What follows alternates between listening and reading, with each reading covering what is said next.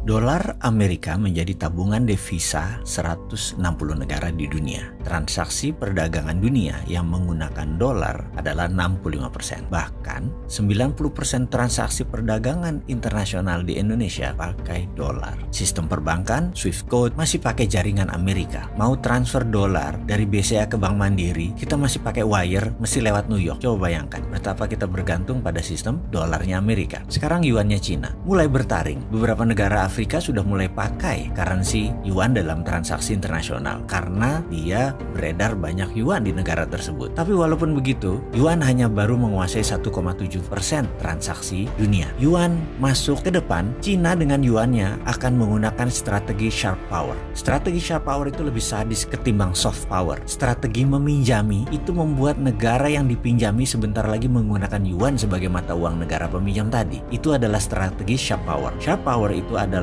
dengan berbagai cara pintar dibungkus dengan proyek jangka panjang yang pada akhirnya adalah untuk masuk trapnya yuan. Jadi kalau kita bicara currency domination, ujung-ujungnya Amerika masih number one, masih numero uno. Kita bahas sebentar tentang rupiah. Selama 7 presiden rupiah tergerus terus nilainya ke bawah. Ada yang terdepresiasi, ada yang terdevaluasi. Intinya nilainya turun terus. Bahkan pernah ke 16.000 terendahnya. Dan apakah dengan transaksi perdagangan kita yang selalu tekor dalam 5 tahun ke depan, akankah jebol rekor 16.000 itu melemah menjadi 17.000? Walau alam. Tapi trennya ke arah sana. Sementara, apalagi yang kita harus pikirkan? Militeri. Urusan perang bedil dan kombatan kita sangat terbatas. Anggaran kita terbatas. Proxy war kita nggak terlalu paham. Kita nggak terlalu ngerti bagaimana memakai proxy war. Apalagi hybrid war. Kita lebih nggak ngerti lagi. Bingung apa itu hybrid war. Non-kombatan lainnya, Indonesia sudah kalah di mana-mana. Buktinya ideological warfare kita kalah, counter ideological warfare-nya nggak ada. Ini kita berantakan di banyak hal karena negara lain mendominasi Indonesia. Sekarang kita lihat apa lagi? Perang apa lagi yang ada? Perang ekonomi atau economic warfare? Kita nggak punya pertahanannya. International warfare sudah telanjang bagi Indonesia. Kita nggak punya pertahanan. Semua sudah terbaca. Mau apa lagi? Media warfare. Kita kalah telak. Teknologi warfare apalagi? Kita pakai semua teknologi asing. Informational. Kita udah nggak bisa nyensor. Udah banyak cara untuk kita ditelanjangi atau diserang oleh mereka. Terakhir tentang cultural warfare atau perang budaya. Lebih parah lagi,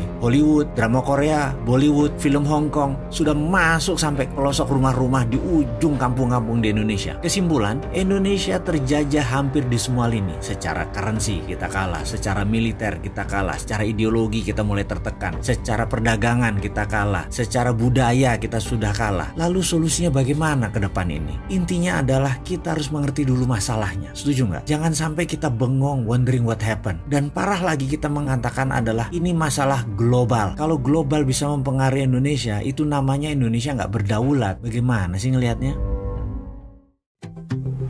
Hai, kamu tahu nggak sih?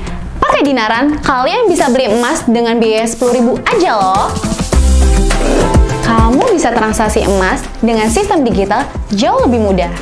Beli emas, belanjakan emas, ambil emas, beri atau transaksi emas bisa dimanapun kalian lakukan. Selain itu, rupiahmu jauh lebih aman dengan underlying emas tanpa takut berkurang dan cenderung naik setiap waktunya. Di Dinaran, setiap rupiahmu bernilai emas. Jadi, download Dinaran sekarang juga. Salah satu syarat menjadi negara besar adalah memiliki kekuatan uang atau currency domination. Setelah Bretton Woods Conference di tahun 1944, disetujui salah satunya menyatakan bahwa dolar adalah world currency. Terbukti hingga saat ini 65% perdagangan dunia menggunakan dolar. Kemudian 20% transaksi dunia menggunakan euro. Dolar dan euro jika digabungkan merupakan 85% transaksi keuangan dunia. Dan sebagai pengingat, Eropa plus Amerika adalah negara pemenang Perang Dunia Kedua. Yuan Cina sekarang berusaha mencari jalan agar bisa menyaingi dolar, tapi masih jauh. Transaksi dunia yang menggunakan yuan hanya 1,7%. Walaupun barangnya Cina menguasai 60%, tetapi transaksinya yuan hanya menggunakan 1,7%. Apa kesulitan yuan Cina untuk mendominasi? Ini sebenarnya karena devisa Cina masih menggunakan dolar sebagai cadangannya. Karena itu Cina ingin menguasai cadangan emas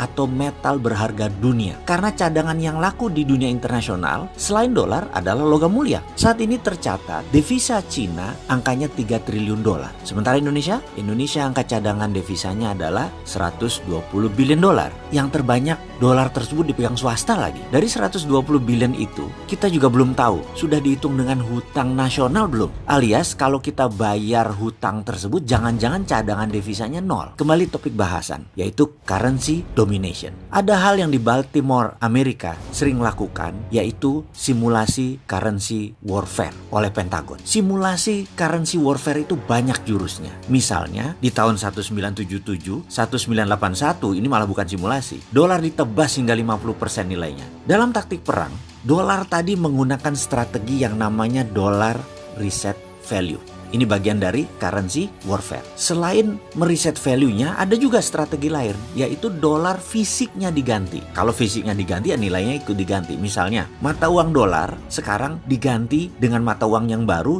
dan nilainya tinggal 50% katakan. Amerika bisa melakukan itu, bisa buat dolar baru. Bagi Amerika, nggak ada masalah karena cadangan dia 78%-nya kuat untuk mencetak uang baru. Dicoba misalnya, dolar lama nilainya menjadi setengah dolar baru. Itu simulasi reset value 50%. Apa yang terjadi kalau dolar di reset 50%? Ya brodol, aset 120 billion jadi setengah nilainya.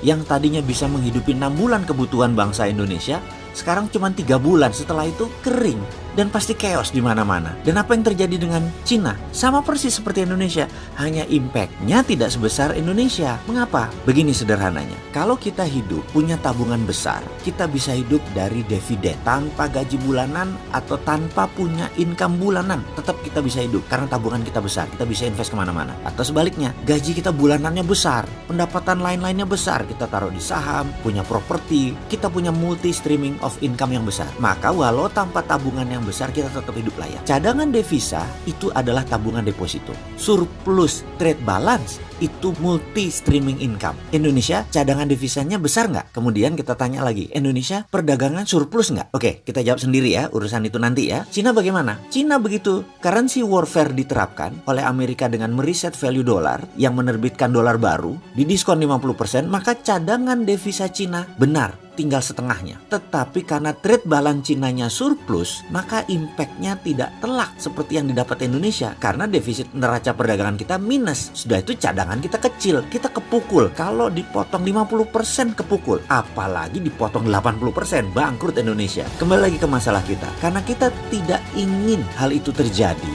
maka kita harus punya simulasi sendiri terhadap kekuatan currency kita. Kalau nggak, kita kejedot. Jadi kita Indonesia ini juga harus melakukan rupiah currency warfare untuk mengantisipasi apa yang terjadi kalau negara lain melakukan currency warfare terhadap Indonesia. Jadi secara pribadi saya sudah tahu solusinya bagaimana jika currency warfare dijalankan oleh Amerika terutama. Karena ke depan kalau Amerika melakukan currency warfare, Indonesia harus tetap selamat. Kalau hal ini tidak dijalankan atau tidak disiapkan, maka Indonesia bisa terpecah. NKRI bisa bubar, masyarakat bisa chaos, terjadi konflik horizontal. Indonesia bisa masuk negara gagal. Bener deh, sekali lagi, counter strategi currency warfare harus sudah disiapkan. Dan apa susahnya sih manggil saya ke istana? Walau Sontoloyo begini kan saya NKRI garis lurus. Kasihan ya, saya ngarep banget ketemu ke istana ngomongin negara.